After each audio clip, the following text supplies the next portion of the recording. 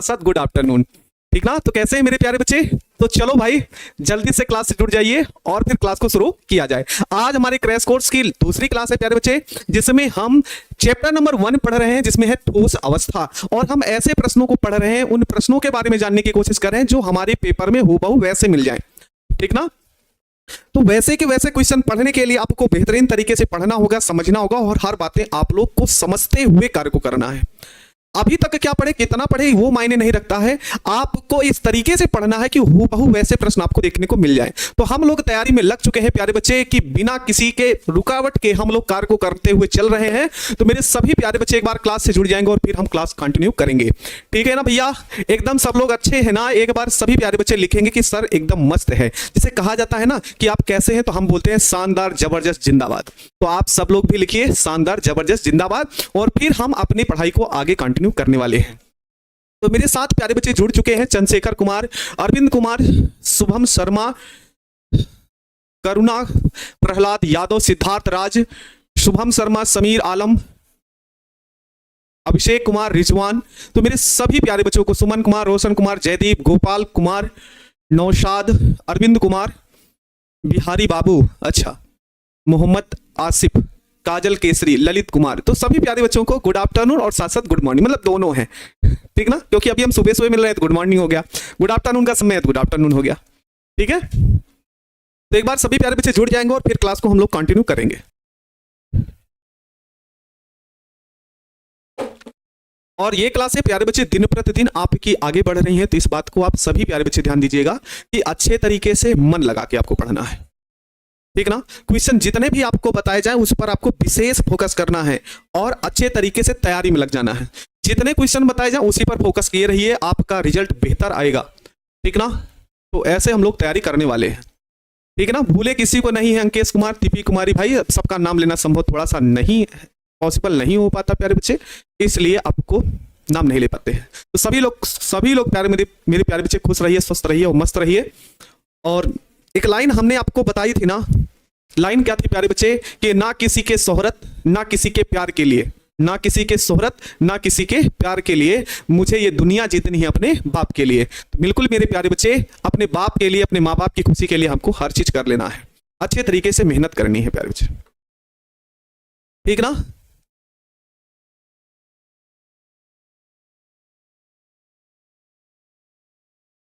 बिल्कुल हम भी बढ़िया हैं भैया। तो एक बार सभी प्यारे बच्चे क्लास से जुड़ जाएंगे और फिर क्लास को कंटिन्यू किया जाएगा।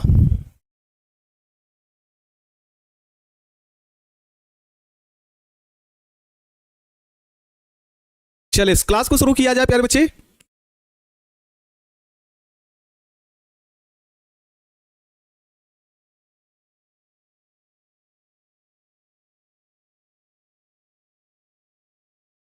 चलिए एक बार सभी प्यारे बच्चे यस करिए, तो फिर हम क्लास को शुरू करते हैं।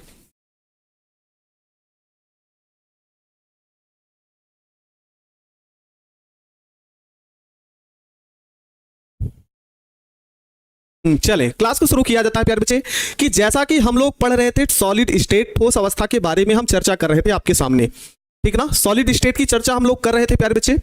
और इस सॉलिड स्टेट में हमने आपको जितने भी थे प्यारे बच्चे, हमने दोष के बारे में पढ़ना शुरू किया था, है ना। यहां से हम लोग तैयारी कर रहे थे, हम अपने बात को समझते थे प्यारे बच्चे। ठीक है, तो हम पढ़ रहे थे ठोस। तो प्यारे बच्चे ठोस दो प्रकार के होते हैं, एक बिंदु दोष होता है और रेखीय दोष होता है।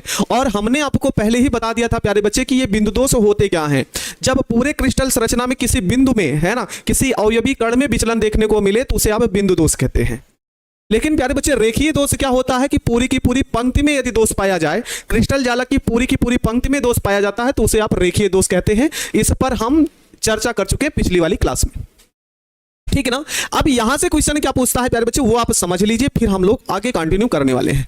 जो बिंदु दोष होता है प्यारे बच्चे वो दो प्रकार का होता है ना। बिंदु दोष होता है वो प्यारे बच्चे दो प्रकार का होता है। एक रस समीकरण मितीय जिसे हम बोलते हैं स्ट्राइकियोमितीय दोष। ठीक ना, क्या बोलेंगे, रस समीकरण मितीय जिसे हम बोलते हैं स्ट्राइकियोमितीय दोष। और दूसरा जो प्रकार है प्यारे बच्चे उसे बोलते हैं आरस समीकरण मितीय जिसे हम बोलते हैं नॉन स्ट्राइकियोमितीय दोष। यहां से आपसे क्या क्या क्वेश्चन पूछा गया है प्यारे बच्चे वो हम आपको बता देते हैं। यहां से क्वेश्चन कैसे पूछेगा आप लोग जवाब दीजिएगा, विश्वास मानिए कि यहां से क्वेश्चन बन सकता है। ठीक है, इसको सही कर लेते हैं प्यारे बच्चे। तो जो रस समीकरण मितीय दोष होता है वो 4 प्रकार का होता है। कितने प्रकार का? वो 4 प्रकार का होता है। तो पहला जो होता है प्यारे बच्चों रिक्तिका दोष होता है, दूसरा अंतराकाशी दोष होता है, तीसरा साटकी दोष होता है और चौथा फ्रेंकल दोष होता है। तो यहां से एक ऑब्जेक्टिव आपके लिए लिख देते हैं जो आपसे क्वेश्चन पूछ सकता है। चलिए हम ऑब्जेक्टिव आपके लिए लिख देते हैं क्योंकि क्वेश्चन यहां से ऐसे बन सकता है। स्ट्राइकियोमितीय, स्ट्राइकियो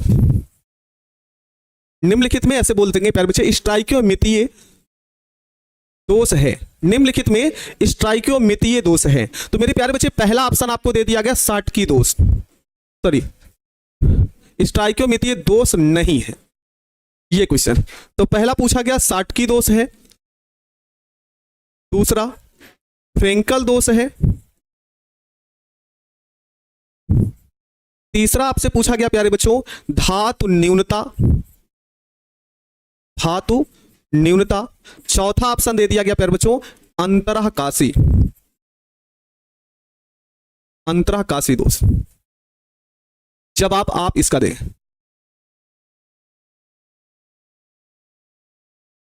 इसका जवाब दे प्यारे बच्चे कि स्ट्राइकियोमितीय दोष नहीं है, साटकी दोष है कि फ्रेंकल दोष है कि धातु न्यूनता और लास्ट है चौथा अंतराकाशी दोष। इनमें कौन सा राइट होगा? कह रहा है साटकी दोष स्ट्राइकियोमितीय दोष नहीं है। हाँ एकदम राइट आंसर हो जाएगा प्यारे बच्चे ऑप्शन नंबर सी। ठीक ना, किसका हो जाएगा? ऑप्शन नंबर सी प्यारे बच्चे। यहां से क्वेश्चन पूछ सकता है। ठीक ना, चलो यहां तक सभी को प्यारे बच्चे हाँ ठीक ना, ऑप्शन नंबर सी एकदम सही है। क्वेश्चन जो पूछा गया वो हम आपको बता दिए यहां से क्या क्वेश्चन पूछा गया है। चलिए हम अपने टॉपिक पर आते हैं। ठीक है, क्या सभी प्यारे बच्चों को यह पॉइंट क्लियर है कि रस समीकरण मितीय कुल 4 प्रकार के होते हैं? एक रिक्तिका दोष, अंतराकाशी दोष, साटकी दोष और फ्रेंकल दोष होता है। और दूसरा आरस समीकरण मितीय में धातु अधिकता है प्यारे बच्चों और धातु न्यूनता है। एक बार सभी प्यारे बच्चे एक बार यस करें कि हाँ सर यहां तक क्लियर है, तो फिर हम लोग आगे बढ़ेंगे। एक बार सभी प्यारे बच्चे है ना यस करिए कि हाँ सर यहां तक क्लियर है, यहां तक हम बात समझ चुके हैं, फिर हम लोग आगे बढ़ेंगे। ठीक है ना, यहां से जो क्वेश्चन पूछा गया वो क्लियर है। तो चलो भाई यहां से कौन कौन से क्वेश्चन पूछे जाते हैं वो आपके सामने हैं।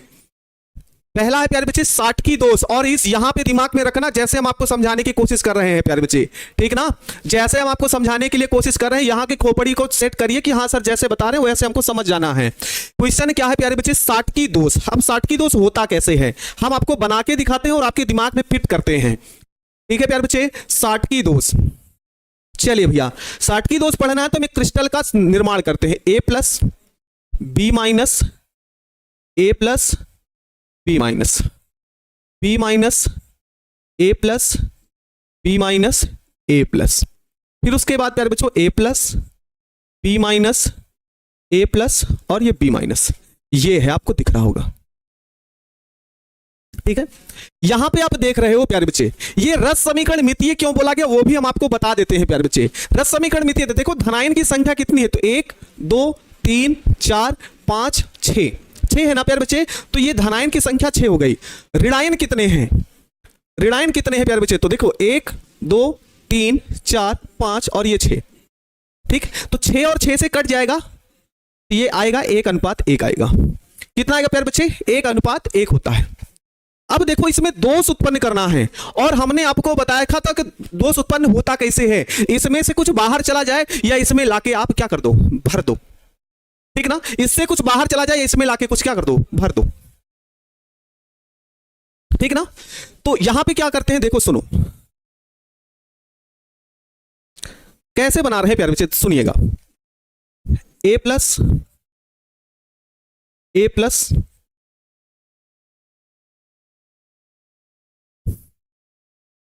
ए प्लस, ये तो गड़बड़ हो जा रहा है। ए प्लस, फिर उसके बाद ए प्लस और यहां पे बी माइनस, फिर उसके बाद हम क्या करेंगे प्यारे बच्चों? B minus A plus B minus A plus, A plus उसके बाद बी माइनस और यहां पे बी माइनस। एक चीज आपको देखने को क्या मिली है प्यारे बच्चे, इन दोनों स्ट्रक्चर को समझाओ, इन दोनों स्ट्रक्चर को समझो, संरचनाएं दोनों समझो प्यारे बच्चे और क्लियर कर लो डिफिनेशन को। देखो प्यारे बच्चे कि यहां से शुरुआत की ए प्लस हमने लिख दिया, फिर आना चाहिए बी माइनस, लेकिन इस लाइन में बी माइनस गायब है। गायब का मतलब ये कहीं चला गया होगा घूमने, यहां से खाली हो गया जगह। आगे a प्लस बी माइनस है, फिर b माइनस ए प्लस, ये तो पूरा का पूरा। तीसरी पंक्ति देखना a plus B minus, a plus B minus, तो यहां वाला a प्लस गायब है। ठीक है ना। आप ऐसा देख रहे होंगे प्यारे बच्चे कि यहां से एक माइनस गायब हुआ, एक क्या हुआ है प्लस। बोलो सभी प्यारे बच्चे, ठीक ना। क्या है, एक प्लस और एक माइनस क्या हो गया, गायब हो गया। यहां से कौन सा गया है, माइनस वाला बी माइनस, और यहां पे से कौन गया है, तो ए प्लस गया है। तो क्या हुआ गया प्यारे बच्चे कि जब कोई आयन अपना स्थान छोड़कर चला जाता है, ठीक ना, अपना आयन स्थान छोड़कर क्या हो जाता है, चला जाता है, तो उसमें जो उत्पन्न दोष होता है उसी को हम कहते हैं साटकी दोष। कौन सा दोष कहते हैं प्यारे बच्चे, साटकी दोष कहते हैं। हाँ, समान संख्या में बाहर निकलता है। तो देखो पहले का जो अनुपात था, अब का अनुपात, सब 5-5 ही बचे, 5 धनायन 5 ऋणायन, तो अनुपात होगा ये प्यारे बच्चों 1:1 का। बोलो ये समझ में आया आप लोगों का।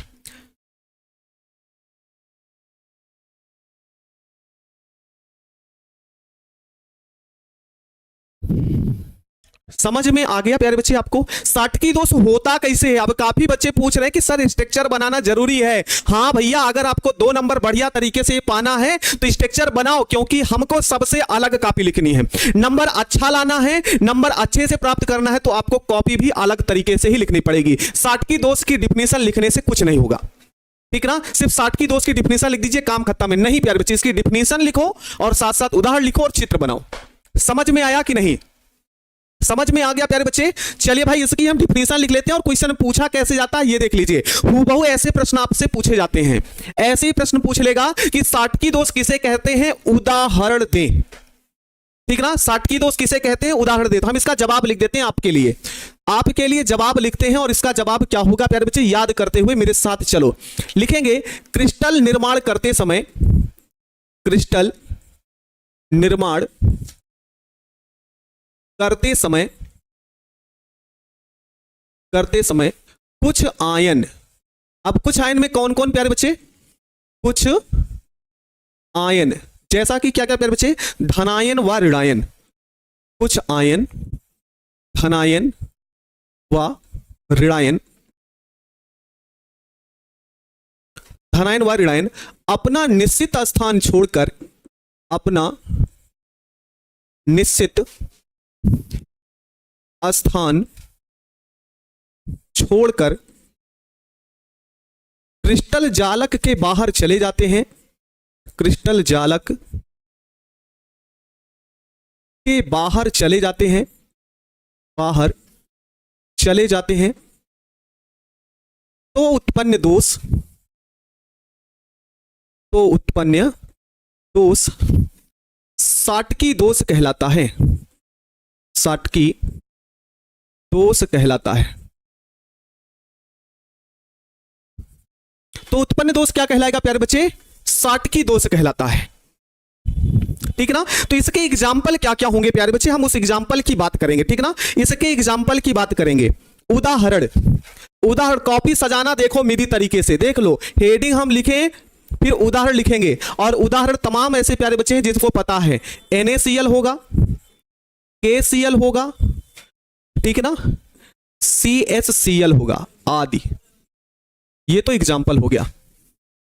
चलो एक क्वेश्चन आपसे और ये पूछते हैं, एक क्वेश्चन बताना प्यारे बच्चे, ठीक ना। क्वेश्चन क्या है, जब क्रिस्टल दोष उत्पन्न होता है, जब क्रिस्टल दोष उत्पन्न होता है तो उत्पन्न दोष क्या कहलाता है। सॉरी, ऐसे तो बोलेंगे ना, हाँ ऐसे ही है। एक क्वेश्चन ऐसे पूछा जाता है, हाँ ऐसे क्वेश्चन पूछते हैं प्यारे बच्चे। क्या है कि साटकी दोष उत्पन्न होने पर पदार्थ का घनत्व क्या होगा, साटकी दोष उत्पन्न होने पर पदार्थ का घनत्व क्या होगा। सभी प्यारे बच्चे जवाब दो, जवाब दो। साटकी दोष उत्पन्न होने पर पदार्थ का घनत्व कैसा होगा।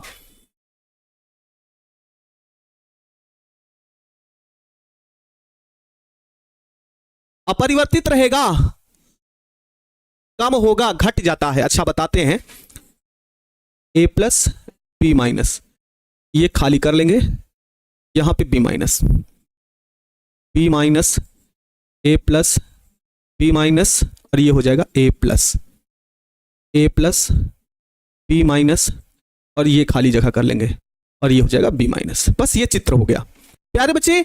इससे कुछ बाहर निकलता है ना, क्रिस्टल से कुछ कण बाहर निकल जाते तो द्रव्यमान कम होता है, और द्रव्यमान कम होगा तो घनत्व भी कम हो जाएगा। लाइन याद रख लीजिएगा, इंपॉर्टेंट है आपके लिए। ऐसे लिख देना प्यारे बच्चे, उसी के आगे नोट। नोट, साटकी दोष उत्पन्न होने पर, साटकी दोष उत्पन्न होने पर क्रिस्टल का घनत्व, क्रिस्टल का घनत्व कम हो जाता है। एक क्वेश्चन और पूछते हैं प्यारे बच्चे, देखो ये सब ऑब्जेक्टिव के लिए इंपॉर्टेंट है। ये सारे के सारे क्वेश्चन जो नोट लिख रहे हैं वो समझ लो कि ऑब्जेक्टिव के लिए इंपॉर्टेंट है। अब आपसे क्वेश्चन, हम अगला क्वेश्चन पूछ रहे हैं कि साटकी दोष किस प्रकार के यौगिकों में पाया जाता है।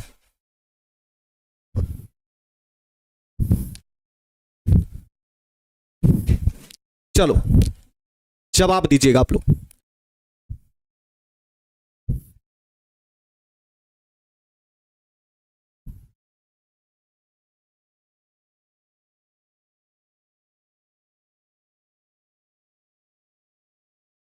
जवाब दीजिएगा आप लोग। साटकी दोष किस प्रकार के यौगिकों के मध्य पाया जाता है? तो एग्जाम्पल में सुन लो प्यारे बच्चे, यहां पे जितने यौगिक लिखे हैं वो सब आयनिक यौगिक लिखे गए हैं। वो सब कैसे यौगिक लिखे गए हैं? आयनिक यौगिक। तो साटकी दोष जो पाया जाता है ना, वो आयनिक यौगिकों के मध्य पाया जाता है, अर्थात जिनकी समन्वय संख्या, वो तो कारण होता है किस प्रकार के यौगिकों में पाया जाता है। यौगिक हम आपसे पूछ रहे हैं। क्लियर है प्यारे बच्चे? यहां तक ये क्लियर है? चलो आगे बढ़े प्यारे बच्चे। साटकी दोष में किसी को किसी प्रकार की समस्या हो तो बता देना भैया, ठीक ना। चलो हम आगे देखते हैं प्यारे बच्चों। और अगला जो दोष है प्यारे बच्चों, वह है फ्रेंकल दोष। वह क्या है प्यारे बच्चों? फ्रेंकल दोष है। अब फ्रेंकल दोष होता क्या, उसके बारे में सुनो। फ्रेंकल दोष के बारे में सुनो। देखो हम करते हैं क्रिस्टल जालक का निर्माण आसानी तरीके से। ए प्लस होगा, बी माइनस होगा, ए प्लस, बी माइनस और ए प्लस, फिर उसके बाद B minus, A plus, B minus, A plus, B minus, फिर उसके बाद प्यारे बच्चों A plus, B minus, A plus, B minus और ए प्लस। ये हो गया क्रिस्टल जालक का निर्माण, ठीक ना। क्या है प्यारे बच्चे? क्रिस्टल जालक का निर्माण। अब क्रिस्टल जालक के निर्माण में, जब क्रिस्टल जालक का निर्माण कर रहे होंगे तो कोई ना कोई अशुद्धि यहां पे चली आए, ठीक ना। कौन चला है प्यारे बच्चे? अशुद्धि चली आए। अशुद्धि के रूप में कौन आता है? अशुद्धि के रूप में यह है अंतराकाशीय स्थान, यह है अंतराकाशीय स्थान, यह है अंतराकाशीय स्थान। और इन्हीं अंतराकाशीय स्थान पर कोई कण चलाए, और कण में कौन आता है प्यारे बच्चों? धनायन आता है। कौन आता है? धनायन आता है। तो उत्पन्न दोष क्या कहलाएगा? साटकी दोष कहलाएगा। सॉरी, साटकी नहीं, फ्रेंकल दोष कहलाएगा। ठीक है, समझ में आया ना प्यारे बच्चे? जब हम क्रिस्टल जालक का निर्माण करते हैं तो कोई धनायन कहां चला जाता? अंतराकाशीय स्थान में चला जाता है। अब काफी बच्चों का जवाब ये होगा कि सर धनायन ही क्यों जाता है ना, धनायन ही क्यों जाता है? तो क्योंकि धनायन का आकार छोटा है, और आप जानते हैं कि घर में जो छोटा बच्चा होता है बहुत दुष्ट होता है। वो हमेशा उधम चौकड़ी मचाए रहता है, वो कहीं इधर भागता है, कभी उधर भागता है, कभी उधर जाता है, ठीक ना। धनायन ही आता है प्यारे बच्चे क्योंकि उसका आकार छोटा होता है ना। ऋणायन नहीं आएगा, उसका आकार बड़ा है। जो बड़ा घर का जो बड़ा सदस्य होता है ना, घर के जो बड़े भैया होंगे ना, वो बहुत ही अपने आप को एक्टिव रखते होंगे कि कहीं किसी प्रकार की कमी ना होने पाए, दिक्कत ना होने पाए। और प्लस वाला जो धनायन होता है वो छोटा होता है, वो बहुत दुष्ट होता है, उसको कोई जिम्मेदारी नहीं होती, कहीं पर भी जा सकता है। हाँ बोलो, समझ में आया? तो ये भी याद रखना है कि फ्रेंकल दोष जब उत्पन्न होता है तो किसके कारण उत्पन्न होता है प्यारे बच्चों? धनायन के स्थान पर, है ना। किसके कारण? धनायन के कारण होता है। समझ रहे हैं ना प्यारे बच्चे? तो चलो हम इसकी डिफिनेशन लिखते हैं। इसकी डिफिनेशन लिखते हैं प्यारे बच्चों, और क्वेश्चन क्या है वो आपके सामने है। क्वेश्चन ये है ना, क्वेश्चन ये है, और इसका जवाब हम लिखते हैं प्यारे बच्चों आपके सामने। जवाब ये है प्यारे बच्चों, क्रिस्टल निर्माण करते समय क्रिस्टल जालक का जालक का निर्माण करते समय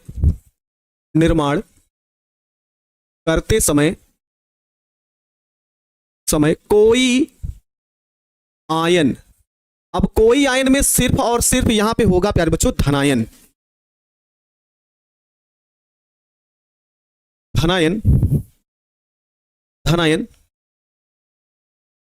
अपना निश्चित स्थान छोड़कर, अपना निश्चित स्थान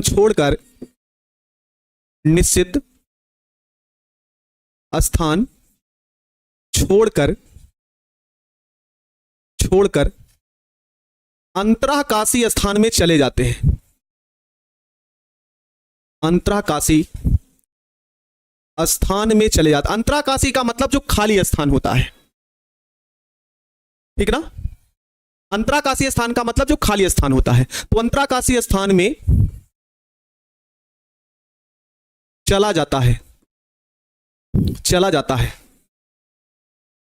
तो उत्पन्न दोष फ्रेंकल दोष कहलाता है।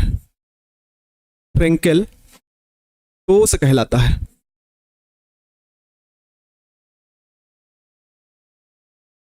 फ्रेंकल दोष कहलाता है। ठीक है प्यारे बच्चे,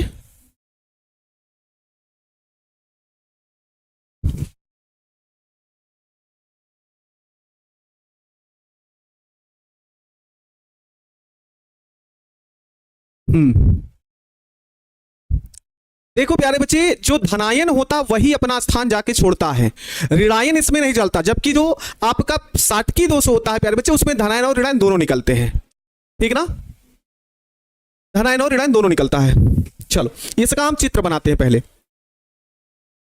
चित्र देख लीजिए इसका, ये छोटा सा चित्र ऐसे बना देंगे।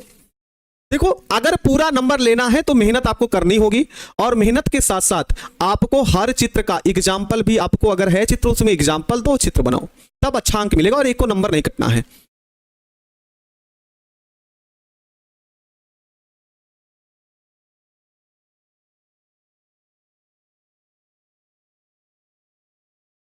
अब यहां का धनायन अपना स्थान छोड़कर अंतराकाशीय स्थान में कहीं घूमने चला जाए, यहां पे घूमने चला है समझ लीजिए, तो ये जो उत्पन्न दोष होता है इसी को आप बोलते हैं फ्रेंकल दोष। ठीक ना, इसी को हम बोलते हैं फ्रेंकल दोष। अब प्यारे बच्चे एग्जाम्पल इसका सुनो, है ना, इसका एग्जाम्पल क्या होता है। उदाहरण यहीं पर लिख देते हैं। उदाहरण में आपके सामने है प्यारे बच्चों ZnS, zinc sulphide, silver bromide, silver chloride और सिल्वर आयोडाइड। ठीक ना, एग्जाम्पल आपके सामने है प्यारे बच्चे। ये एग्जाम्पल सिर्फ इतना याद रखना है, सिर्फ इतना ही याद रखना है इसमें, और एग्जाम्पल आपको याद करने की जरूरत नहीं है, और एग्जाम्पल याद करने की जरूरत नहीं होगी।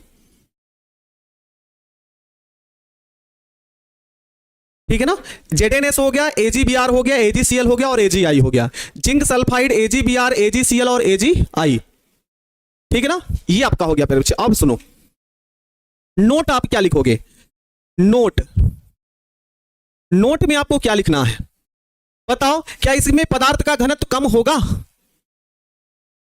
जवाब दो प्यारे बच्चे, क्या इसमें पदार्थ का घनत्व कम होगा कि ज्यादा होगा? तो मेरे प्यारे बच्चे यहां पे कोई भी कण अपना निश्चित स्थान छोड़कर कहीं बाहर नहीं गया है, जहां है वो क्रिस्टल में ही है, ना तो बाहर से कुछ आया है और ना, ठीक ना, बाहर से कुछ नहीं आया, बस ये है कि इसी में से कोई एक आयन है जो अपना स्थान छोड़कर कहीं चला गया है। तो घनत्व क्या रहता है प्यारे बच्चों, अपरिवर्तित रहता है। तो फ्रेंकल दोष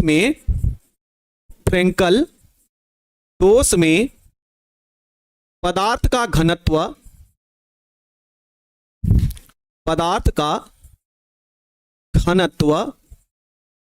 अपरिवर्तित रहता है।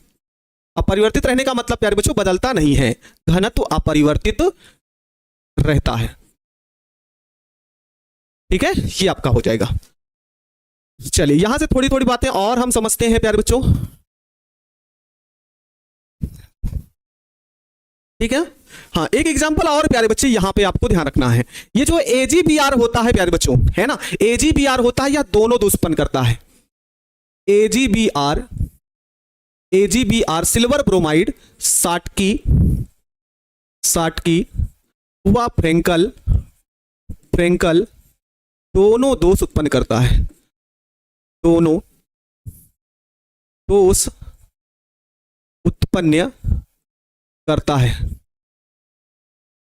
ठीक है, दोनों दोष उत्पन्न करता है। क्यों ऐसा होता है प्यारे बच्चे? क्योंकि इसमें जो धनायन और ऋणायन होते हैं उनके आकार में बहुत ज्यादा अंतर नहीं होता। ठीक ना, AgBr साटकी और फ्रेंकल दोष दोनों उत्पन्न करता है क्योंकि इनके धनायन और ऋणायन में कोई विशेष अंतर नहीं होता। ठीक ना, बहुत ज्यादा अंतर नहीं होता। ये आपका हो गया। एक क्वेश्चन और यहां से पूछा जा सकता है प्यारे बच्चों कि फ्रेंकल दोष को विस्थापन दोष भी कहा जाता है, विस्थापन दोष भी कहा जाता है। साटकी दोष को फ्रेंकल दोष को विस्थापन दोष भी कहा जाता है। एक बार सभी प्यारे बच्चे लिखोगे यहां पे कि सर साटकी दोष को फ्रेंकल दोष भी कहा जाता है।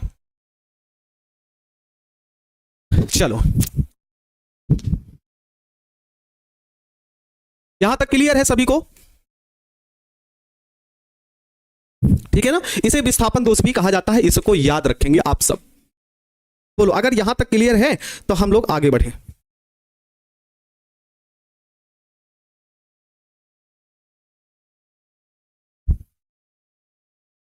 ठीक, बस इतना लिखना है प्यारे बच्चे। ये सब 2-2 नंबर के क्वेश्चन है भैया, बहुत ज्यादा इसमें रामायण गाथा नहीं लिखनी है।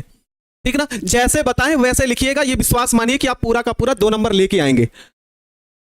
ठीक है ना, पूरा का पूरा जैसे हम आपको बताए हैं। जैसे फ्रेंकल दोष क्या है उदाहरण देता, आप यहाँ पे हेडिंग बनाना, हेडिंग लिखना फ्रेंकल दोष, बढ़िया सी हेडिंग बना देना, पूरी डिफिनीशन जैसे आपको बताया वैसे लिख देना। फिर बनाना चित्र से, फिर बनाना क्या प्यारे बच्चे? चित्र, फिर उसका देना उदाहरण। अब नोट लिख देना। नोट लिखने से क्या होता है कि जो आपकी कॉपी चेक करेगा उसको लगेगा कि हाँ ये जो बच्चा है ये इंटेलिजेंट बच्चा है, इसने जिसके बारे में पूछा गया उसमें अधिक से अधिक जानकारी लिखी है। काफी बच्चे क्या रखते हैं, काफी बच्चे क्या लिखते हैं भैया? फ्रेंकल दोष क्या है उदाहरण दीजिए, तो वो डिफिनेशन लिखिए, एग्जाम्पल लिखिए, खत्म। चित्र बनाने से क्या होता है पता है ना, एग्जामिनर के माइंड में ये आता है कि बच्चों को एग्जाम्पल के साथ हर बातें पता है। ठीक है ना,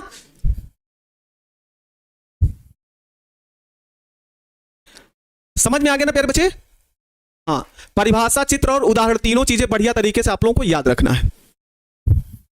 यहां तक खत्म। अब आपका देखिए इस लेसन के लिए जो इंपॉर्टेंट था प्यारे बच्चे वो हम आपको बताए हैं।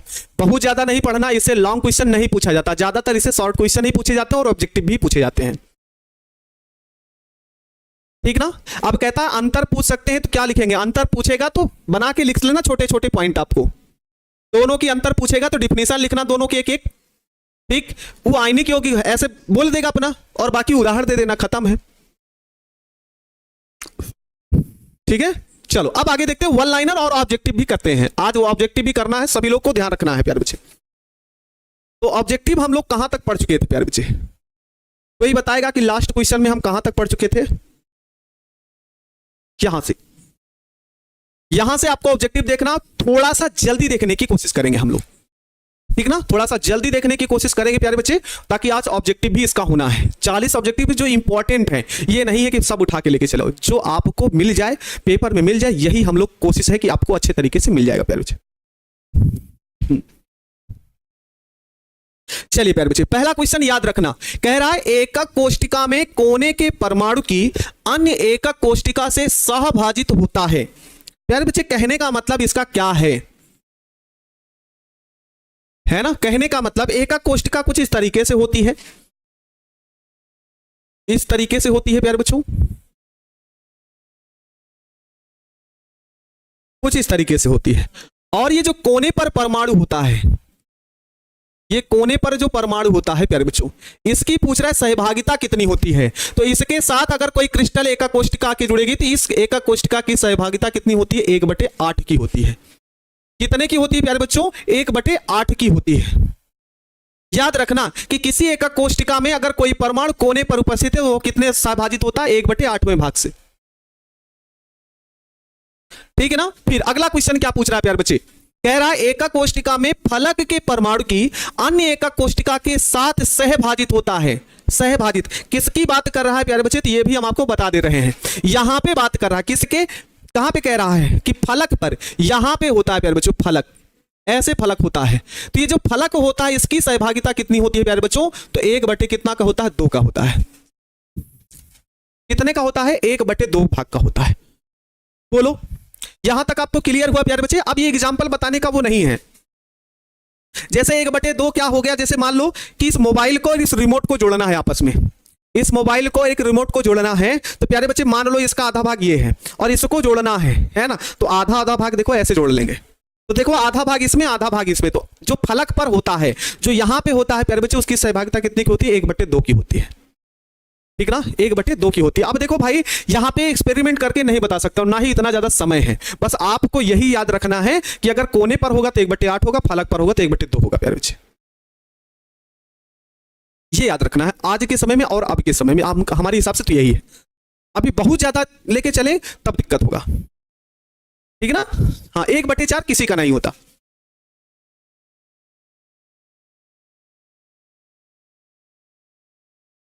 ठीक है प्यारे बच्चे, चलो भाई आगे देखते हैं। आगे अगला क्वेश्चन, सीधे सीधे ये क्वेश्चन आपसे बोर्ड परीक्षा में पूछा गया है कि घनाकार क्रिस्टल में वेब्रेस जालकों की संख्या, ये क्वेश्चन आपसे पूछ चुका है। ठीक है ना, ये क्वेश्चन आपसे बोर्ड परीक्षा में पूछा जा चुका है। क्वेश्चन क्या है प्यारे बच्चों? सीधे सीधे क्वेश्चन बोल चुका है। क्या बोला है कि घनाकार क्रिस्टल में वेब्रेस जालकों की संख्या कितनी होती है प्यारे बच्चों? 3 होती है। कुल कितनी होती है प्यारे बच्चे? 3 होती है। ठीक है ना, चलिए भाई यहां तक क्लियर है सभी प्यारे बच्चों को? चलिए अगला क्वेश्चन आगे देखिए। अगला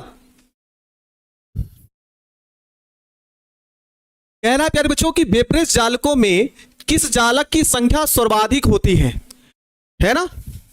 वेब्रेस जालकों की संख्या कुल कितनी होती है प्यारे बच्चों? 14 को होती है। लिखो कमेंट में।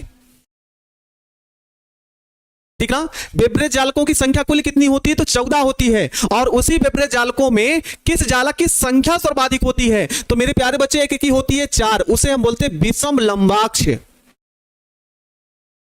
ठीक ना, क्या बोलेंगे? विषम लंबाक्ष होता है प्यारे बच्चे, है ना? विषम लंबाक्ष जो होता है उसकी संख्या वेब्रेस जालकों में सर्वाधिक होती है। कुल कितनी होती है? तो 4 होती है। ये भी आपको याद रखना है। ठीक है, चलो अगला क्वेश्चन आपसे पूछता है कि भैया फलक केंद्रित घनीय एकक कोष्टिका में परमाणुओं की संख्या कितनी होती है? तो 4 होती है। जिसे हम फलक केंद्रित एकक कोष्टिका बोल रहे हैं उसी को हम बोलते हैं एफसीसी। क्या बोलते हैं प्यारे बच्चों? FCC, face centred cell.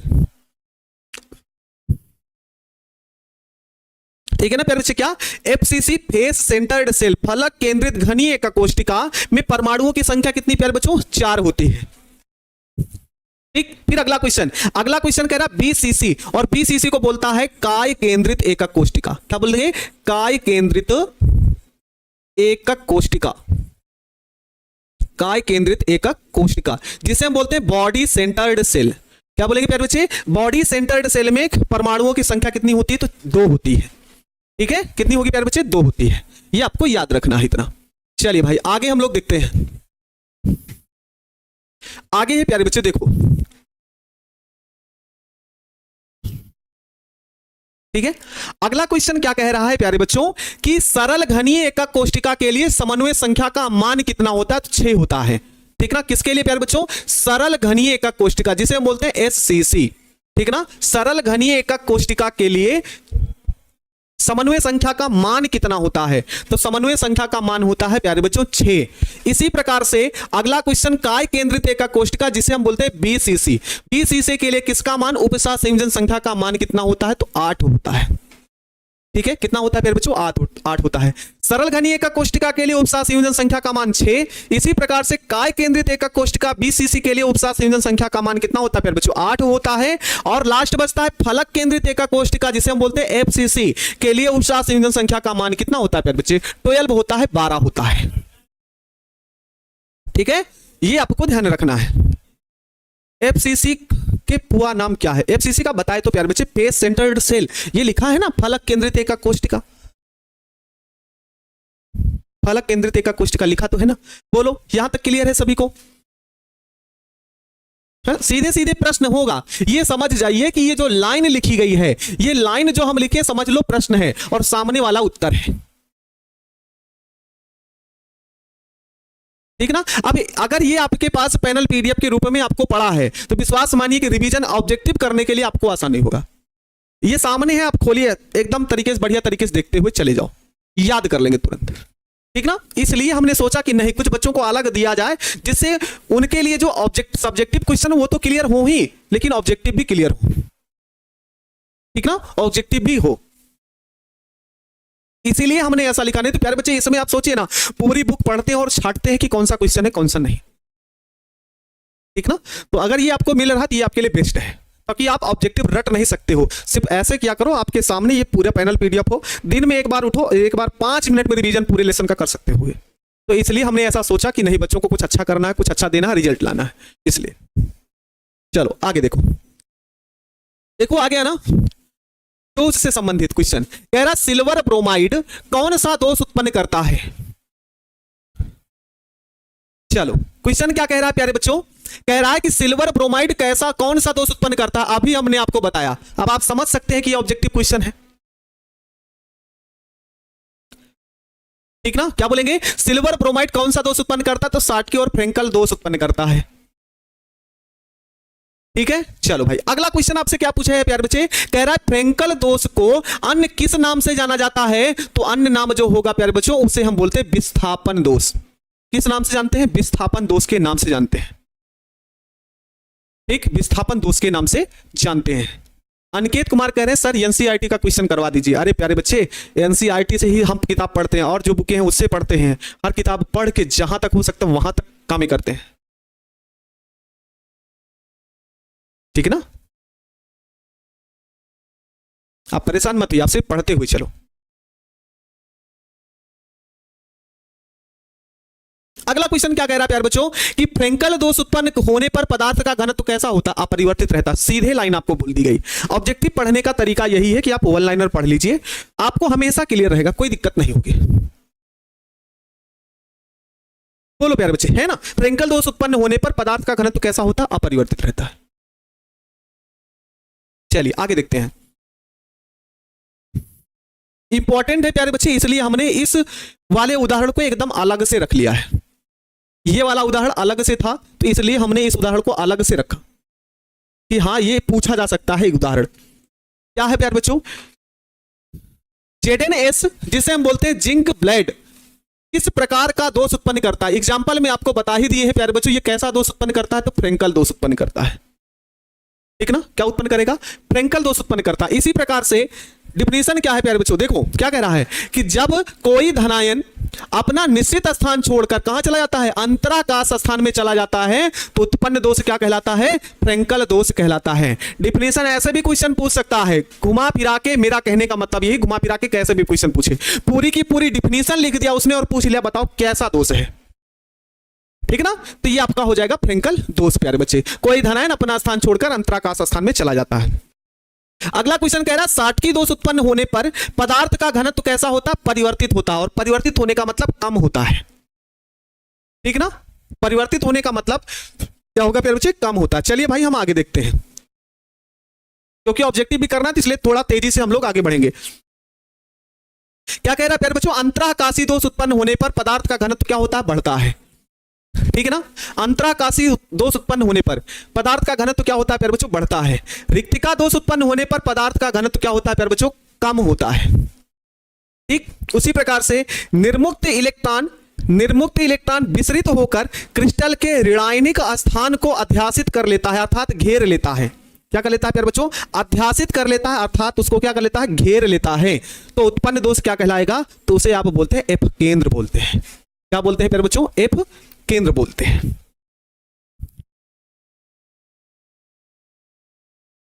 ठीक है। इतनी लाइनें आपको याद रखनी है प्यारे बच्चे। अध्यासित होते हैं तो उत्पन्न दोष फ्रेंकल दोष कहलाता है। चलो प्यारे बच्चे यहां तक सभी को क्लियर है।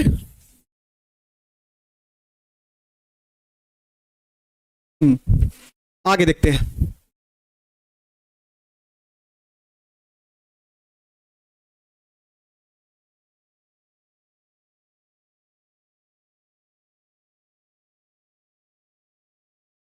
ये लाइन हो गया ना।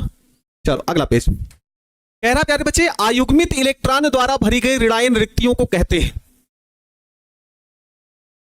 ठीक ना। क्या बोलेंगे प्यारे बच्चे कि आयुग्मित इलेक्ट्रॉन द्वारा बनी रिक्ति को हम क्या बोलते हैं, एप केंद्र बोलते हैं, याद रखिएगा। अष्टफलकीय रिक्त कितने गोलों से घिरी होती है, 6 गोलों से। चतुष्फलकीय रिक्त कितने गोलों से भरी होती है, तो 4 गोलों से। काफी बच्चे क्वेश्चन क्या करेंगे जानते हैं, गलत क्वेश्चन करते हैं, है ना। क्वेश्चन इन दोनों में गलत कर बैठते हैं, गलत क्या करते हैं वो भी हम आपको बता देते हैं। ये तो क्लियर ही है। अब आपसे पूछा अष्टफलकीय रिक्त में कितने गोले होते हैं या चतुष्फलकीय, तो बच्चों के मन में आता है कि जो चतुष्फलकीय रिक्त होती है वो 4 गोलों से घिरी होती है। तुरंत दिमाग में आ जाता है कि चतुष्फलकीय 4 गोला, चतुष्फलकीय 4 गोला, तो भैया अष्टफलकीय पूछ रहा है तो अष्ट का मतलब होता है 8। कितना होता है, 8। तो बोल देते हैं कि भैया 8 होगा, लेकिन नहीं, अष्टफलकीय जो रिक्त होती है वो कितने गोलों से घिरी होती है, तो 6 गोलों से घिरी होती है। इसे याद रखना आप लोग, ठीक है ना। ठीक, अष्टफलकीय रिक्त कितने गोलों से घिरी होती है, 6 गोलों से घिरी होती है। और चतुष्फलकीय रिक्त कितने गोलों से घिरी होती है, तो 4 गोलों से घिरी होती है। एग्जाम्पल याद रखना प्यारे बच्चे, हूबहू ऐसे क्वेश्चन आपसे टापक देगा और याद रखना है। आगे देखो, अगला है क्या प्यारे बच्चों, प्रतिलौह चुंबकत्व। अभी एक बच्चा पूछ रहा है कि सर लौह चुंबकत्व से क्वेश्चन नहीं कराए। लो भैया, जो यहां से क्वेश्चन जैसे पूछा जाता है ना वैसे हूबहू आपके सामने है, देख लो, है ना। कोई ऐसा टॉपिक छोड़े ही नहीं है प्यारे बच्चे कि आपको कोई दिक्कत हो। आपसे क्वेश्चन क्या पूछा है प्यारे बच्चों, प्रतिलौह चुंबकत्व प्रदर्शित करने वाला पदार्थ MnO, मैग्नीज ऑक्साइड। ठीक ना, क्या है प्यारे बच्चों, MnO, मैग्नीज ऑक्साइड। फेरी चुंबकत्व प्रदर्शित करने वाले पदार्थ, तो आपके सामने 3 गो पदार्थ है। क्या है, Fe3O4। इसको सही कर देते हैं प्यारे बच्चे, थोड़ा सा मिस्टेक है यहां पे, मिस्टेक है थोड़ा सा यहां पे। Fe3O4। अगला है MgFeH2 होगा यहां पे। एक बार ये वाला उदाहरण देख लीजिएगा प्यारे बच्चे, ये वाला उदाहरण, ठीक ना, ये वाला उदाहरण आप लोग देख लेंगे आप लोग। आगे ये वाला ZnF2O4,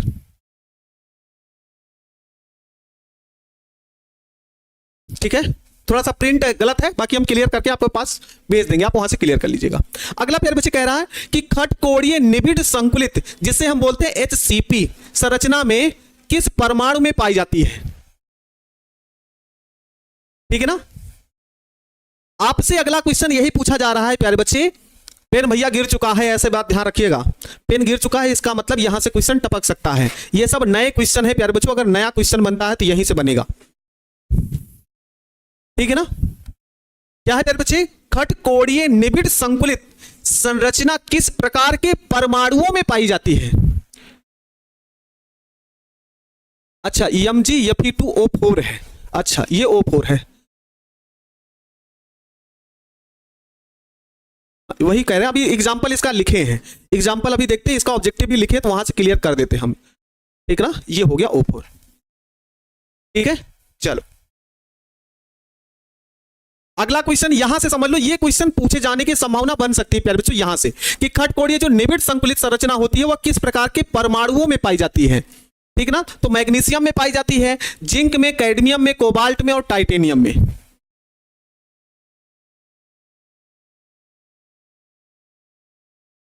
ठीक है ना, ये क्वेश्चन आपके लिए इंपॉर्टेंट है। आगे देखो, आगे प्यारे बच्चे कह रहा है कि घनीय निबिड़ संकुलन CCP संरचना किस प्रकार के परमाणुओं में पाई जाती है। तो 2 ही है, एक Cu है और एक Ag है ना। CD का मतलब कैडमियम, ठीक है ना। अगला कह रहा है HCP इकाई सेल में, HCP इकाई सेल में परमाणुओं की संख्या 6। हाँ, HCP इकाई सेल में परमाणुओं की संख्या कितनी प्यारे बच्चों, 6। और HCP इकाई सेल में उप सह संयोजन संख्या का मान 12 होता है, 12 होता है,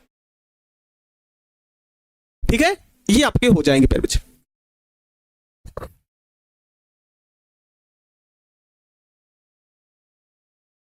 चलो प्यारे बच्चे आगे देखते हैं, थोड़ा तेजी से भाई देखते हैं क्या कह रहा है। CCP इकाई सेल में परमाणुओं की संख्या 4 होती है।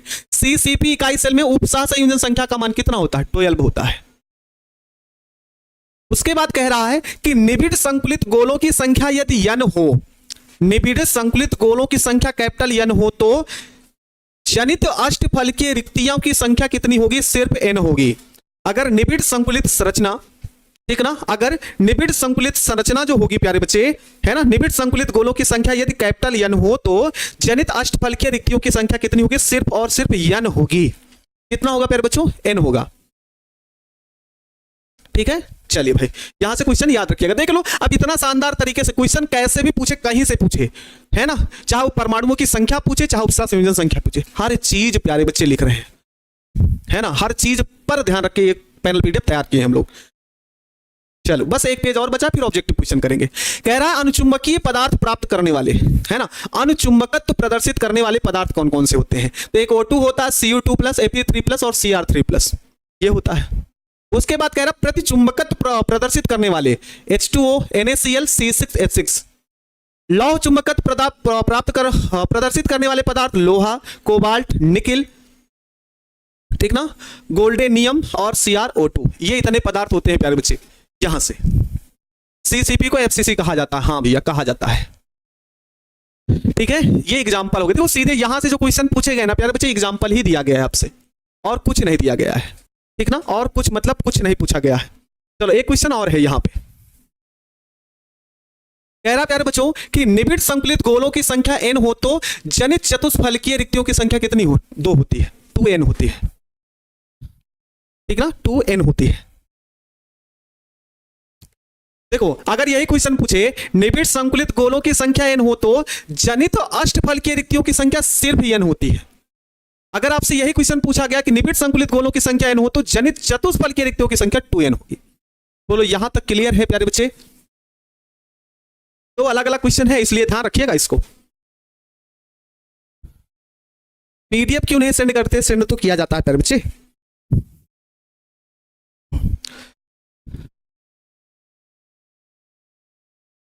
पहले ये बताइए क्या ऑब्जेक्टिव इस तरीके से वन लाइनर समझ में आ रहे हैं आपके? बोलो वन लाइनर आपको ये लग रहा है कि हाँ ये बेहतर कंटेंट है हमारे लिए? बोलिए।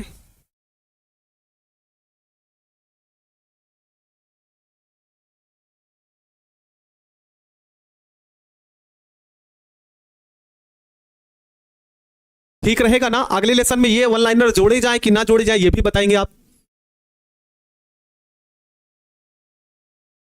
सही रहेगा। देखो ऑप्शन वाले क्वेश्चन ऐसे रहेंगे ना कि मतलब गलती होने का चांस नहीं रहेगा, रहेगा ना। चलो आगे वाले लेसन में भी क्या हम लोग ऐड कर देंगे।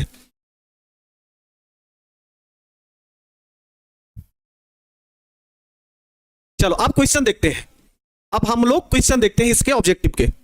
चलो क्वेश्चन है ये 2023 में पूछा गया है। चलो आप जवाब दो, मजा आएगा पूरी क्लास में आपको। चलो जवाब दो इसका, और सभी का, है ना, और सभी का जवाब ऐसे आना चाहिए। कह रहा है निम्नलिखित में से कौन सा सहसंयोजक ठोस है? धुआंधार तरीके से भैया, है ना, धुआंधार तरीके से इसका जवाब आना चाहिए, पहले बता दे रहे हैं। चलो जवाब दो। ऑप्शन नंबर कौन सा होगा? बी होगा। चलो भैया हमको तो लगता है कि आप बिना देखे उड़ाइए देंगे, है ना, उड़ाते हुए चलिए इसको जल्दी जल्दी। कह रहा निम्नलिखित में से सहसंयोजक ठोस हीरा है, याद किए हैं, है ना, क्या किए प्यारे बच्चों? याद करके हम रखे बैठे हैं। चलो अगला क्वेश्चन आपसे कह रहा है कि सोडियम ऑक्साइड में Na2O में सोडियम की उपसह संयोजन संख्या, सुनो प्यारे बच्चे, है ना, उपसह संयोजन संख्या पूछ रहा है। सोडियम ऑक्साइड में Na2O में, अगर Na2O में Na प्लस का पूछे और ऑक्सीजन 2 माइनस का, तो दो अलग अलग होंगे, दो अलग अलग होंगे। अगर सोडियम की सह संयोजन संख्या पूछता तो याद रखिएगा 4, ऑक्सीजन का पूछेगा तो 8। ठीक ना, ठीक ना। Na2O में Na प्लस का पूछेगा सह संयोजन संख्या 4, ठीक ना। और फिर अगर यहां से क्वेश्चन पूछेगा कि ऑक्सीजन का कितना होता है, तो मेरे प्यारे बच्चे जवाब देंगे सर 8 होता है, लेकिन यहां पे सोडियम का पूछा जा रहा है तो कितना होगा प्यारे बच्चों? 4 होगा। अगला क्वेश्चन कह रहा है द्विविमीय वर्ग निबिड़ संकुलित संरचना में, है ना, द्विवर्ग निबिड़ संकुलित संकुलन में उपसह संयोजन संख्या कितनी होगी? तो इसका राइट आंसर होगा प्यारे बच्चों 4। वर्ग निबिड़ संकुलित संरचना में संकुलन में उपसह संयोजन संख्या का मान 4 होता है। उपसह संयोजन संख्या कैसे होती है प्यारे बच्चों? आपको पता होगा, जैसे एक गोला है, ये एक गोला कितने गोलों को स्पर्श कर रहा है, वही होती है उपसह संयोजन संख्या। जैसे ये वाला गोला कितने को, इसको भी स्पर्श करा, इसको भी, तो इसकी उपसह संयोजन संख्या का मान कितना हो गया? 2। तो वैसे द्विवर्गाकार निबिड़ संकुलित संरचना में कितना गोला स्पर्श करता है? तो संरचना कुछ इस तरीके से बनती है, ऐसे ऐसे बना होता है, इसको स्पर्श कराना है भैया। पढ़े होंगे बहुत ज्यादा थ्योरी में, डिटेल में हम नहीं जा रहे हैं प्यारे बच्चों। ऐसे बनता है, तो आप देखिए, है ना, ऐसे बनी होगी संरचना, अगर आप पूरा मतलब सिलेबस पढ़े होंगे तो ये वाला गोला कितने गोलों को स्पर्श कर रहा है, ये वाला, तो 1 2 3 4, ये 4 गोलों को स्पर्श करता है, यही लिए कितना होगा प्यारे बच्चों, 4 होगा। अगला क्वेश्चन, बीसीसी सेल में मुक्त खाली जगह का प्रतिशत कितना होता है, इसका जवाब दीजिएगा। चौथे का सही जवाब प्यारे बच्चे, कह रहा बीसीसी इकाई सेल में मुक्त खाली सतह, और आपके सेंटर एग्जाम में ये वाले क्वेश्चन इस टाइप में पूछे जा चुके हैं, है ना। सेंटर एग्जाम में ऐसे प्रश्न पूछे जा सकते हैं, बस वहां पे प्रतिशत नहीं दिया गया था, प्रतिशत नहीं दिया गया था, सिर्फ प्रतिशत को हटाकर ऐसे सीधे मान डायरेक्ट लिख दिया गया था। तो कितना होगा प्यारे बच्चों, तो ये होगा कितना परसेंट भाई, तो होगा ये 32%। कितना प्रतिशत प्यारे बच्चों, 32%। 32% होता है, लेकिन ये होता है 31.95, जिसे हम कुल लिख देते हैं प्यारे बच्चों 32%। अगला क्वेश्चन आपसे कह रहा अंतः केंद्रित घनीय व्यवस्था में रिक्त स्थान का प्रतिशत ... होता है, 2018 में पूछा गया है। तो इसके लिए सही जवाब होगा प्यारे बच्चों 32%। कितना होगा, 32 इसका सही जवाब हो जाएगा। अगला क्वेश्चन, किसी शुद्ध क्रिस्टल जालक में जालक स्थल द्वारा अध्यासित नहीं हो सकता। तो किसी शुद्ध क्रिस्टल जालक में जालक स्थल पर इलेक्ट्रॉन अध्यासित नहीं हो सकता। कौन अध्यासित नहीं हो सकता प्यारे बच्चों, इलेक्ट्रॉन अध्यासित नहीं होता।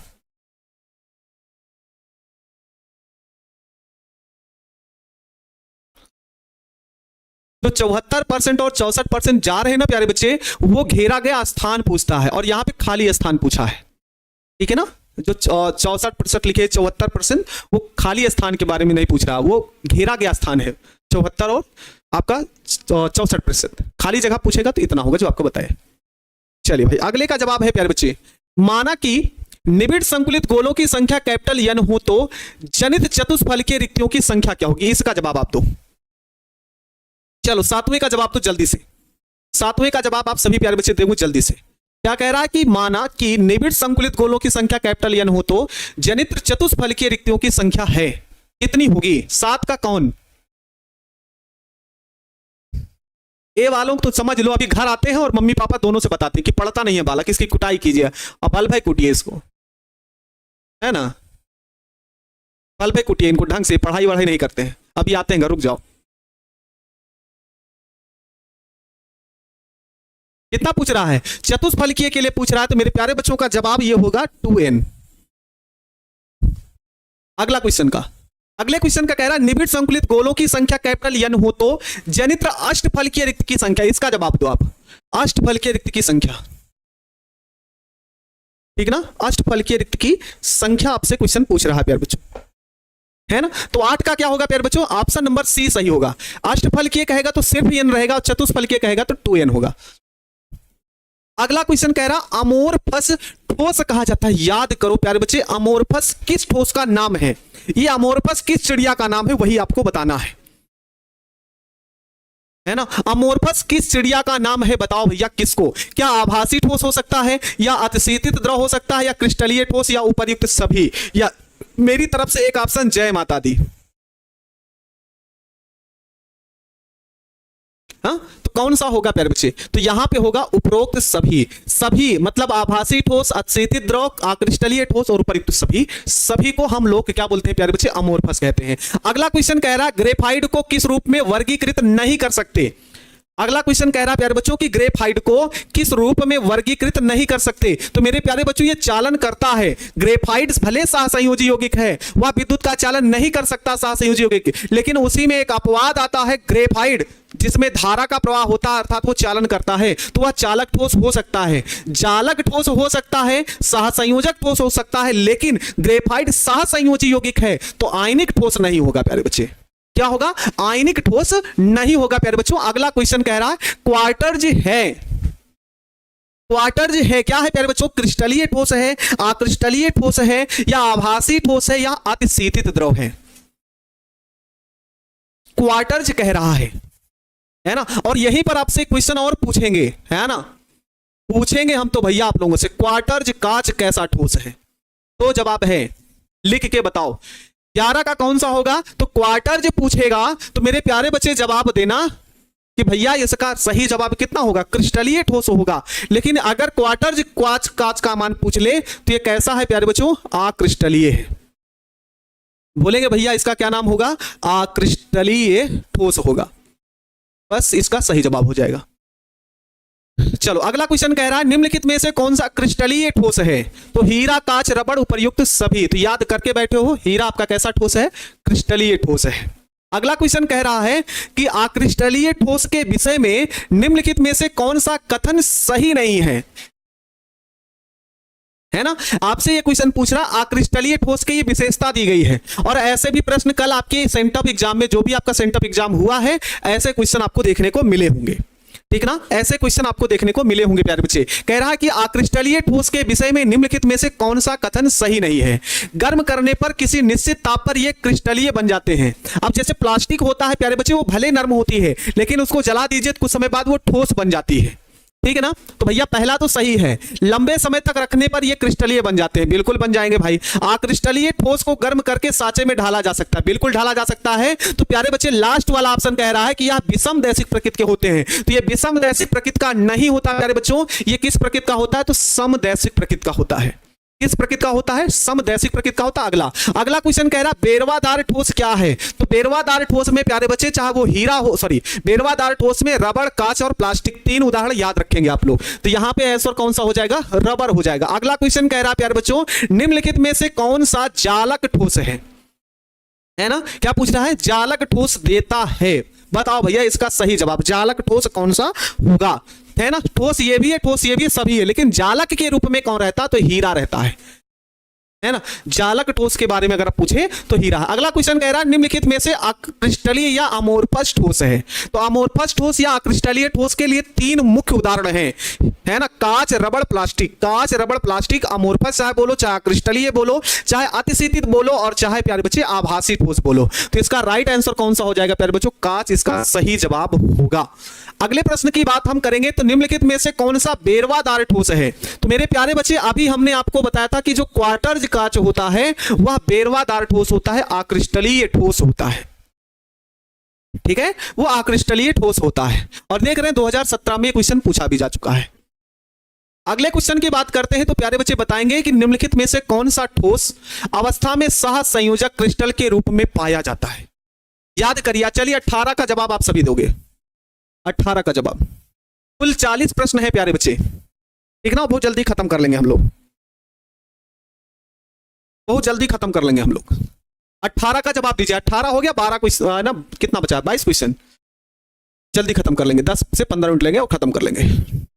18 का कौन सा सही होगा? सह संयोजक क्रिस्टल के रूप में पाया जाता है। तो सल्फर भैया पीटोगे तो चूर चूर हो जाएगा, फास्फोरस को पीटिएगा तो चूर चूर हो जाएगा, आयोडीन को नहीं। तो क्रिस्टल के रूप में सिर्फ एक बचा, सिलिकॉन कार्बाइड, और आपको बताए थे कि उदाहरण याद रखिएगा आप लोग।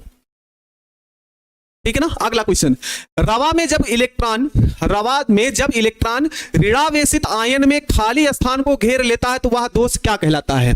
तो इन प्रश्नों को हमको बिल्कुल ध्यान नहीं देना, इसको हम रट के बैठे रहेंगे, है ना, ठीक ना, एकदम रट के बैठे रहेंगे प्यारे बच्चे ऐसे क्वेश्चन को। जहां पे इलेक्ट्रॉन घेरने की बात आएगी कि जगह कौन घेर रहा है? इलेक्ट्रॉन घेर रहा, तुरंत जवाब होगा कौन सा प्यारे बच्चे? एफ केंद्र होगा। अगला क्वेश्चन कह रहा है यदि हम जर्मेनियम में है ना, जर्मेन क्या है भैया? ये तो गलत लिख दिए क्या? वही तो समझ में नहीं आ रहा है। जर्मेनियम, हाँ सही है। यदि हम जर्मेनियम के क्रिस्टल जालक में पंच संयोजी अशुद्धि मिलाते हैं तो निर्मित अर्धचालक किस प्रकार का होता है ना? तो इसका जवाब दीजिए आप लोग, इसका जवाब दीजिए आप सभी।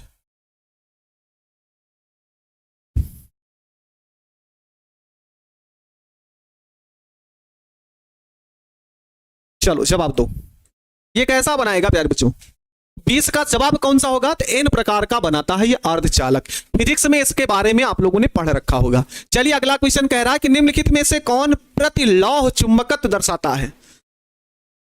अभी जो क्लास पढ़े हैं वहीं से क्वेश्चन ये बना है प्यारे बच्चे, और कह रहा है कि प्रतिलौह चुंबकत्व कौन दर्शाता है? तो प्रतिलौह चुंबकत्व में मेरे भैया लोग एक ही तो मिला था, मैग्नीज ऑक्साइड। मैग्नीज ऑक्साइड यहां पे है, ठीक है ना, 21 का MnO हो जाएगा। अगला क्वेश्चन कह रहा है प्यारे बच्चों, है ना, अगला क्वेश्चन कह रहा है निम्नलिखित में से कौन सा फेरी चुंबकत्व दर्शाता है।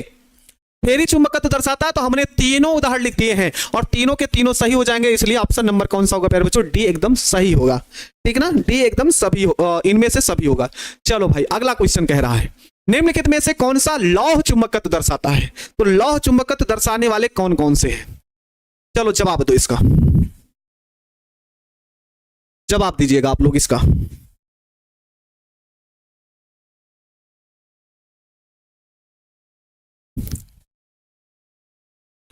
जवाब दीजिएगा प्यारे बच्चों। 23 का सही जवाब आपका क्या होगा, तो एक जवाब मिलेगा प्यारे बच्चे कि जो लौह चुंबकत्व को दर्शाता है उसका सही जवाब होगा CrO2।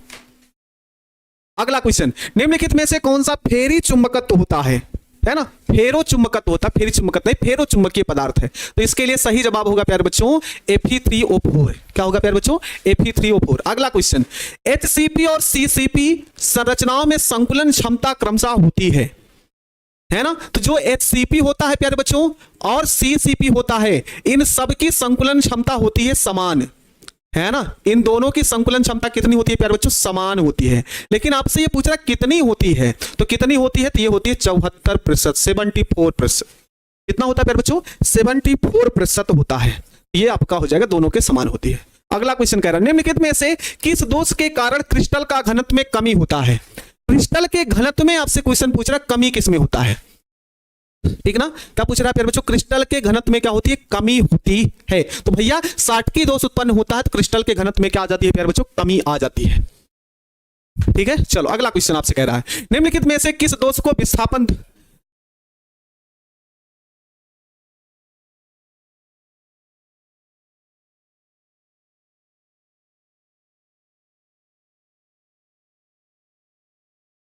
चलो प्यारे बच्चे, ठीक ना, अगला क्वेश्चन कह रहा है निम्नलिखित में से किस दोष को विस्थापन दोष के नाम से जानते हैं। तो अभी हमने आपको याद रखवाया कि फ्रेंकल दोष को 60 की फ्रेंकल दोष को ही विस्थापन दोष के नाम से जानते हैं।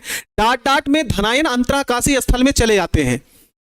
चलो इसका जवाब दीजिए, 28 का सही जवाब क्या होगा प्यारे बच्चे, आपसे यही कह रहा है कि डाट डाट में धनायन अंतराकाशीय स्थान में चले जाते हैं। आप सोचिए ना कि डिफिनीशन को ही इसने प्रश्न बना दिया है, डिफिनीशन को ही इसने प्रश्न बना दिया है,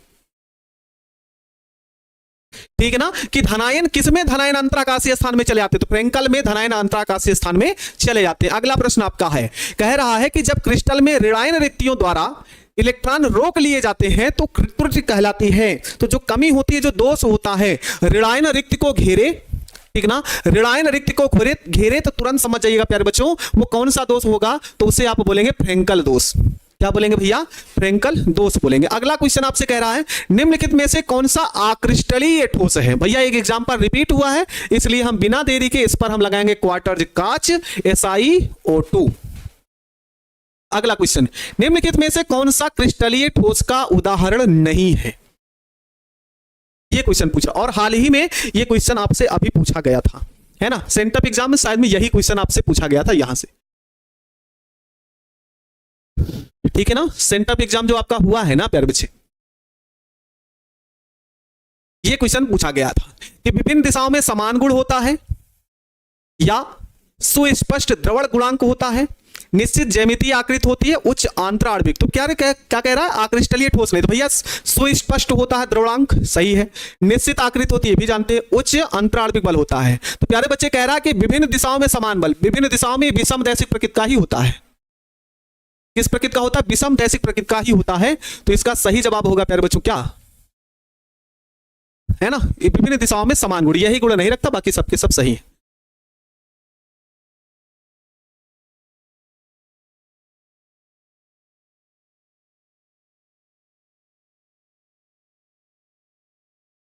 अच्छा, कौन सा गलत बता रहे हैं आप, कहां गया कमेंट,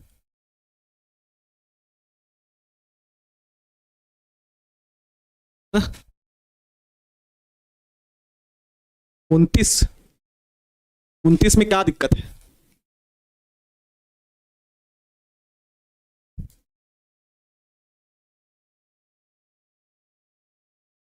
क्या दिक्कत है, क्रिस्टल में ऋणायन रिक्तियों द्वारा इलेक्ट्रॉन रोक लिए जाते हैं तो त्रुटि कहलाती है, तो कौन सा होगा, फ्रेंकल दोष ही तो होगा।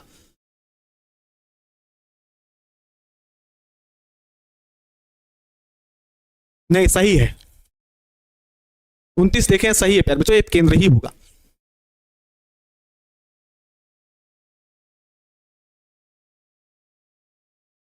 ठीक ना? अच्छा, सही है ना? चलो आगे देखते हैं, 10 क्वेश्चन और बचे हैं। चलो बताओ, अगला क्वेश्चन बताओ, 32 को प्रश्न जवाब दो, है ना? हाँ, क्वेश्चन क्या है प्यारे बच्चे कि मूल क्रिस्टल तंत्रों की संख्या कितनी होती है? मूल क्रिस्टल तंत्रों की संख्या कितनी होती है? तो 7 होती है। कितना होता है प्यारे बच्चों? 7 होता है, इसका सही जवाब। अगला क्वेश्चन कह रहा है घनाकार क्रिस्टल में विब्रेस जालकों की संख्या। आज की क्लास में अभी हमने आपको बताया कि विब्रेस जालकों की संख्या कितनी होती है, तो विब्रेस जालकों की संख्या प्यारे बच्चों 3 होती है। अगला क्वेश्चन कह रहा है NaCl की संरचना कैसी होती है? तो NaCl की संरचना FCC फलक केंद्रित होती है, फलक केंद्रित होगा प्यारे बच्चे। अगला क्वेश्चन, किसी धातु की षष्ठभुजीय सीमित पैकिंग संरचना में धातु की समन्वय संख्या कितनी होती है? षष्ठकोणीय आपसे पूछ रहा है प्यारे बच्चे, और षष्ठकोणीय के लिए समन्वय संख्या का मान कितना होता है प्यारे बच्चे? 12 को होता है ना, 12 होता है। अगला क्वेश्चन कह रहा है किस प्रकार के क्रिस्टल में विब्रेस जालकों की संख्या सर्वाधिक होती है ना? किस प्रकार के क्रिस्टल जालकों में विब्रेस जालकों की संख्या सर्वाधिक होती है? तो उसे हम बोलते हैं आर्थोरोम्बिक, जिसे हम बोलते हैं विषम लंबाक्ष। ठीक है प्यारे बच्चों, इसी को बुलाता है विषम लंबाक्ष। तो ऑप्शन इसका सी सही होगा। कह रहा पिंड केंद्रित घनाकार इकाई सेलों में, है ना, पिंड केंद्रित घनीय इकाई सेलों में परमाणुओं की संख्या कितनी होती है? तो कितना होगा प्यारे बच्चों? 2 होता है। अगला क्वेश्चन कह रहा है कि ए और बी तत्व से मिले एक यौगिक की संरचना घनाकार है, तो ए परमाणु कोने पर और बी परमाणु फलक पर है, तो यौगिक का सूत्र। अगर ये क्वेश्चन आपसे पूछ लिया जाए तो कैसे लगाओगे? ये क्वेश्चन आपसे पूछा जाए तो कैसे लगाएंगे? ये तो हो गई प्यारे बच्चों एकक कोष्टिका, और इसमें हो गए परमाणु ए के कोने पर, ए जो है वो कोने पर है, ए कोने पर है, ठीक है ना, और बी कहां है? फलक के केंद्र पर। बी कहां है? फलक के केंद्र पर। तो प्यारे बच्चे जो ए परमाणु कोने पर है उसकी सहभागिता 1/8 होती है, तो कुल कितने हैं? तो 8 है। इसकी सहभागिता कितने की है? तो 1/8 की। ये काट दीजिएगा तो ए का वैल्यू कितना आ जाएगा? 1 आ जाएगा। फिर उसके बाद प्यारे बच्चे फलक की बात होगी। किसकी बात होगी? फलक पर। तो फलक पर कौन कौन उपस्थित होते हैं? बी, बी होगा, बी है ना, एक आगे और पीछे, यहां पे बी और बी होगा। तो कुल संख्या कितनी है प्यारे बच्चों? फलकों की संख्या 6, सहभागिता 1/2 की होती है, तो कितना आया? 3। ए का वैल्यू 1 आया है और बी का वैल्यू 3 आया है, तो सूत्र कौन सा होगा? सूत्र कौन सा होगा प्यारे बच्चों? तो AB3 प्रकार का बनेगा। अगला क्वेश्चन, घनाकार संरचना में पिंड केंद्रित परमाणुओं की समन्वय संख्या का मान कितना होता है? तो 8 होता है। कितना होता है प्यारे बच्चों? 8 होता है। अगला क्वेश्चन कह रहा है निम्नलिखित में से कौन सा दोष साटकी और फ्रेंकल दोनों दोष उत्पन्न करता है? साटकी और फ्रेंकल दोष दोनों उत्पन्न करता है, तो इसका सही जवाब होगा भैया कौन सा? AgBr।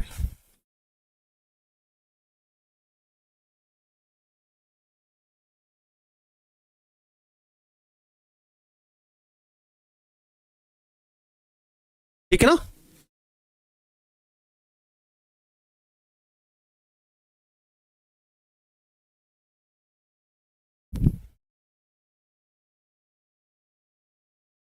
ठीक है प्यारे बच्चे, ये कुल 40 प्रश्न थे और आपके कितने सही हुए वो आप लोग बताइए। इस 40 में सुप्रिया कुमारी का 35, 30, 35, सभी प्यारे बच्चे बताओ। 37, 35, 39, वाह भाई। 38 क्या बोल रहा है? केंद्र बोल रहा है।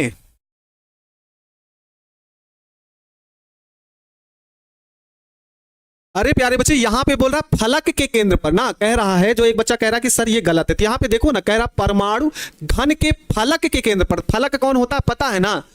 हा? फलक तो यही होता है ना प्यारे बच्चे, ये फलक होता है, ये केंद्र होता है, ठीक है ना, वो सही है। AB3 सही है। आप लोग खुद ही डाउट उत्पन्न कर देते हैं भाई, आप फलक तो नहीं समझ रहे, फलक है कौन सा? हाँ बिल्कुल, सभी देखो ऐसे आ रहा है ना तो और अच्छा रिजल्ट आएगा। अभी थोड़ा सा और बढ़िया तरीके से चलेंगे हम लोग ना, तो और मजा आ जाएगा आपको करने में। ठीक ना? तो क्लास कैसा लगा प्यारे बच्चे, आप लोग जरूर बताओ, है ना? सभी प्यारे बच्चे बताओ क्लास कैसा लगा आज का। और ये पहला लेसन आपका चैप्टर नंबर 1 है ना, मतलब ठोस अवस्था वाला लेसन खत्म है। और कल हम लोग पढ़ेंगे विलयन के बारे में, है ना? ये ठोस अवस्था वाला पाठ समाप्त है। और कल हम पढ़ेंगे किसके बारे में प्यारे बच्चों, विलयन चैप्टर पढ़ेंगे, ठीक है ना? ठीक है, ऑब्जेक्टिव ऐसे ही रख रहे हैं प्यारे बच्चे, ठीक ना, जिससे याद हो। और सुनो, सुनो तुम लोग पहले, है ना, सुनो तुम लोग, थोड़ा सा हमारी बात मानो, हमारी बात मानो प्यारे बच्चे, हाँ ठीक ना? और इस बात को ध्यान रखो प्यारे बच्चे कि जितना मेहनत कर रहे हैं प्यारे बच्चे उतना आप लोग भी करो, है ना? उतना आप लोग भी मेहनत करिए। और एक बात याद रखना प्यारे बच्चे कि हम मेहनत करने के लिए तत्पर हैं, हमेशा मेहनत करते रहते हैं। अगर कोई समस्या होती है तो आप हमें जरूर बताइएगा, हम जरूर उस पर फोकस करेंगे। प्यार और सपोर्ट आप ही के बदौलत है प्यारे बच्चे कि यहाँ पर हम खड़े तो वो सारी चीजें आपकी देन है। तो हम आपके लिए विश्वास है, एकदम मेहनत के तरीके से लगे हुए हैं कि आपका रिजल्ट अच्छा है। तो आप भी हमसे प्रॉमिस करो प्यारे बच्चे कि आपका रिजल्ट अच्छा आएगा, हम मेहनत करेंगे बढ़िया तरीके से,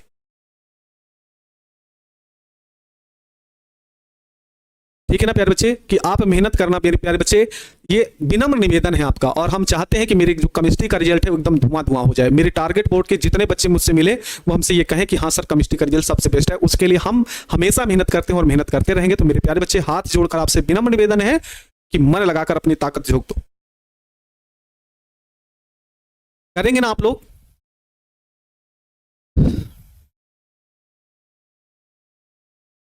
करोगे ना प्यारे बच्चे आप लोग? प्रॉमिस कर लो।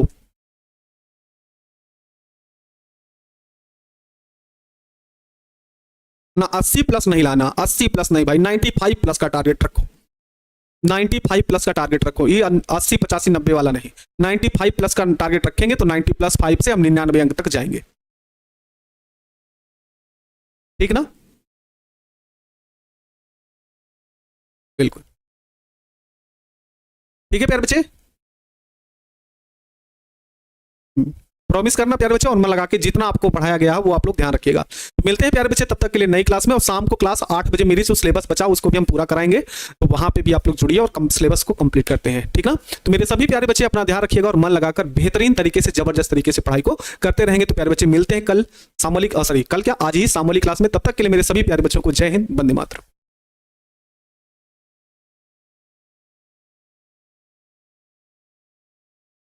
जय हिंद प्यारे बच्चों, कैसे हैं आप सब? उम्मीद है अच्छे होंगे और अपनी पढ़ाई को जबरदस्त तरीके से कर रहे होंगे। तो मेरे सभी प्यारे बच्चों को गुड मॉर्निंग और साथ साथ गुड आफ्टरनून, ठीक ना? तो कैसे हैं मेरे प्यारे बच्चे? तो चलो भाई जल्दी से क्लास से जुड़ जाइए और फिर क्लास को शुरू किया जाए। आज हमारे क्रैश कोर्स की दूसरी क्लास है प्यारे बच्चे, जिसमें हम चैप्टर नंबर 1 पढ़ रहे हैं, जिसमें है ठोस अवस्था। और हम ऐसे प्रश्नों को पढ़ रहे हैं, उन प्रश्नों के बारे में जानने की कोशिश कर रहे हैं जो हमारे पेपर में हूबहू वैसे मिल जाए, ठीक ना? तो वैसे के वैसे